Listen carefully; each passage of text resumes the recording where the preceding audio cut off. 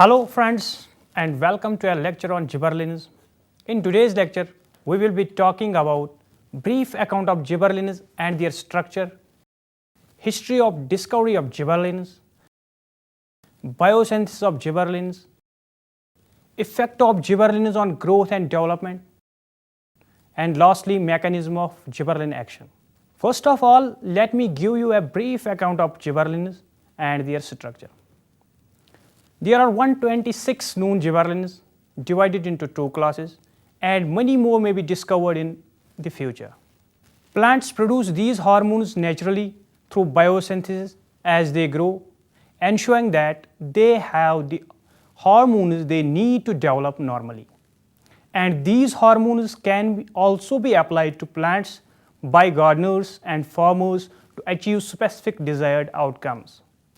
Giberlins are diterpene plant hormones that are synthesized through complex pathways and control diverse aspects of growth and development.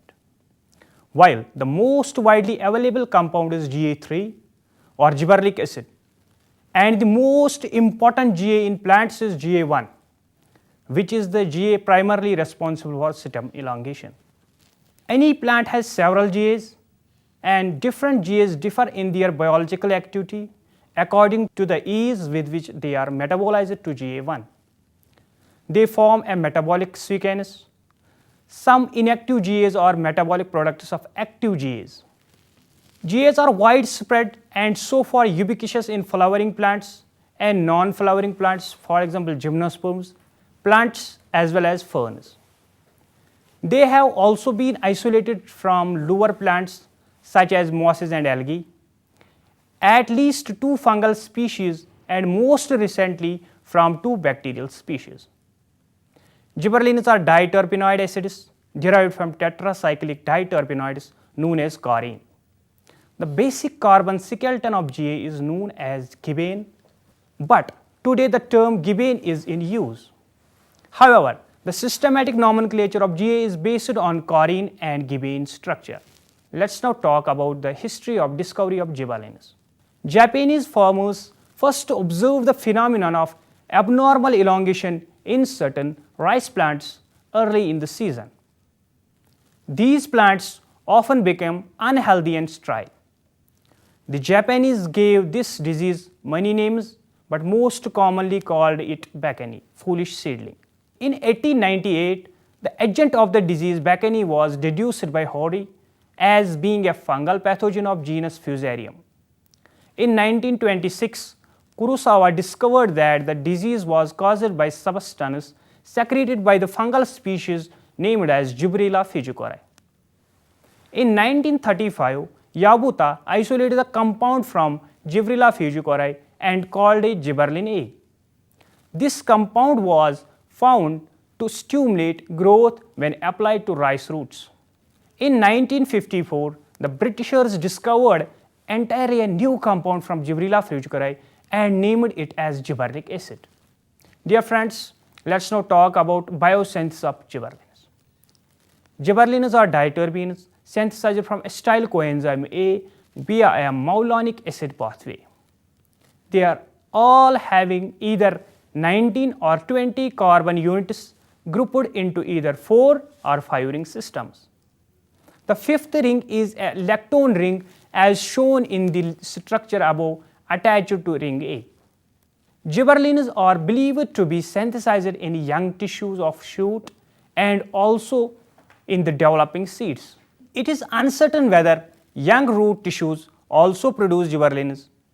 There is also some evidence that leaves may be source of some biosynthesis.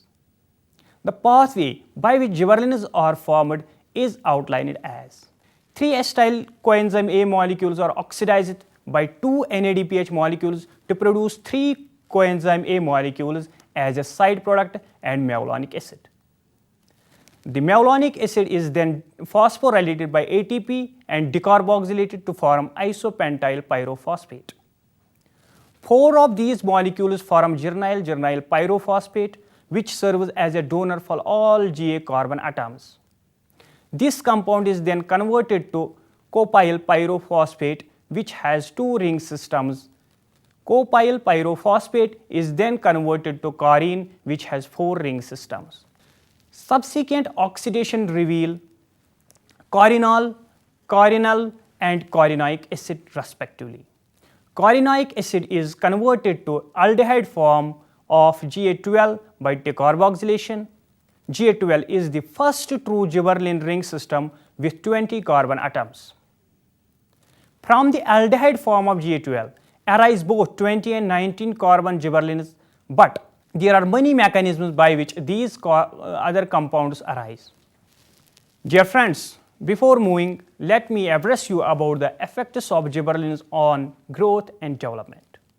Active gibberellins show many physiological effects, each depending on the type of gibberellin present as well as the species of the plant.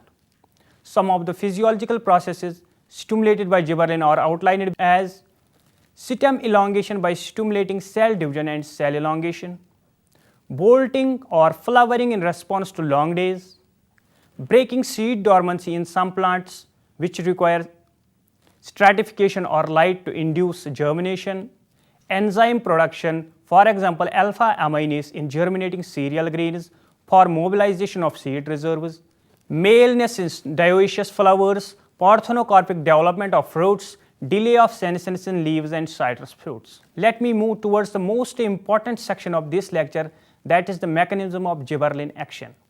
Let me begin with stem growth. How GA stimulates stem growth. Gibberellins are extremely active molecules in stem elongation. Response to GA3 can be seen at levels as low as 0.1 nanogram for lettuce or rice seedlings. Sensitivity to even smaller amounts of GA have been recorded. The methyl ester of GA3 has been found in the fern Lygodium japonicum when it induces the formation of antheridia in dark grown protonemata at a concentration as low as 10 raised to power minus 14 molar. For gibberellins to be effective at such low concentrations, efficient mechanism for amplifying the hormonal signal must be present in responding cells. The two GA regulated phenomena that have been studied in great detail and about which the most is known are stem growth and mobilization of reserve substances in the endosperm. GA stimulates stem growth by cell elongation and cell division. Gibberellins increase both cell elongation and cell division in response to application of GA to dwarf peas. For example, internodes of tall peas have more cells than those of dwarf peas, and the cells are longer.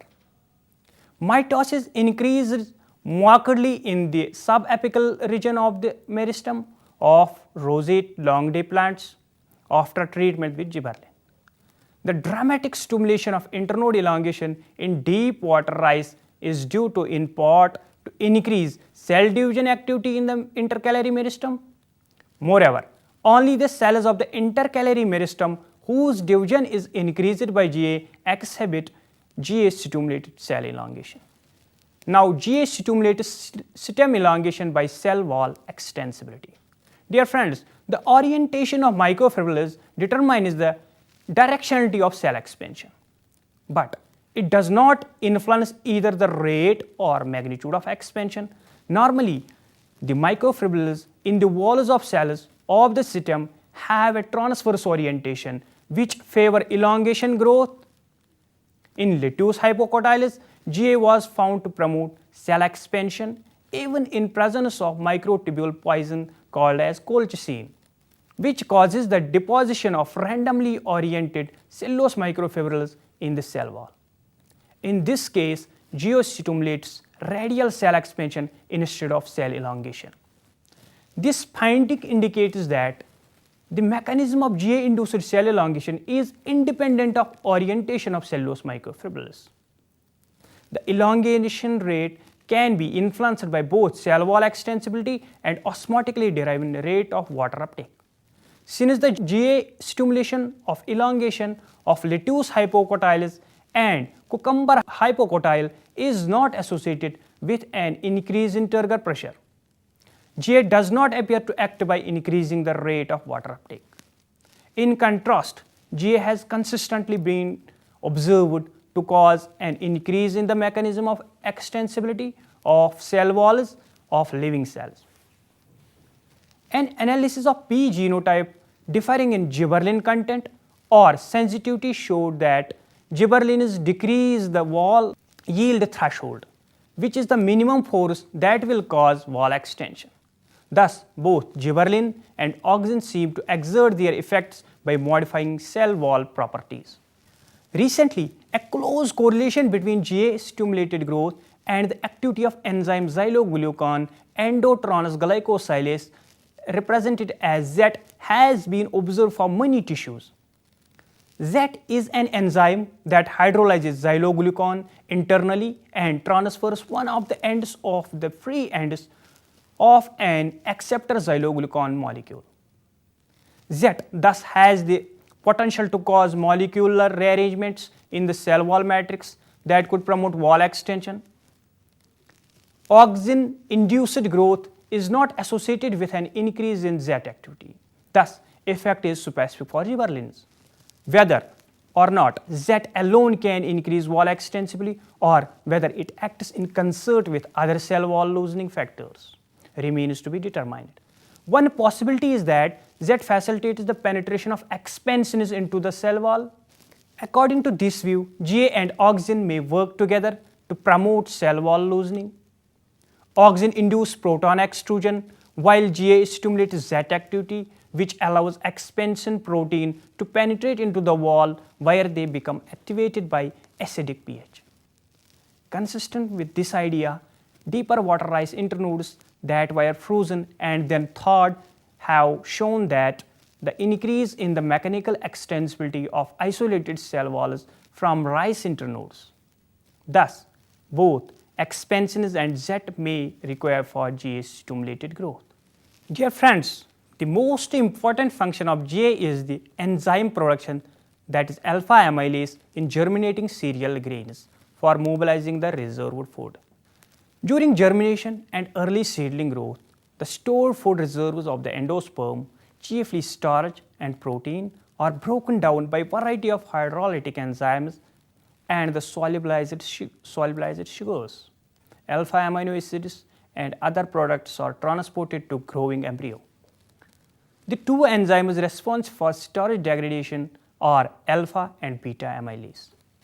Alpha amylase hydrolyzes storage chains internally to produce oligosaccharides consisting of alpha-1,4 linked glucose residues, while beta amylase degrades these oligosaccharides from the ends to produce maltose, a disaccharide.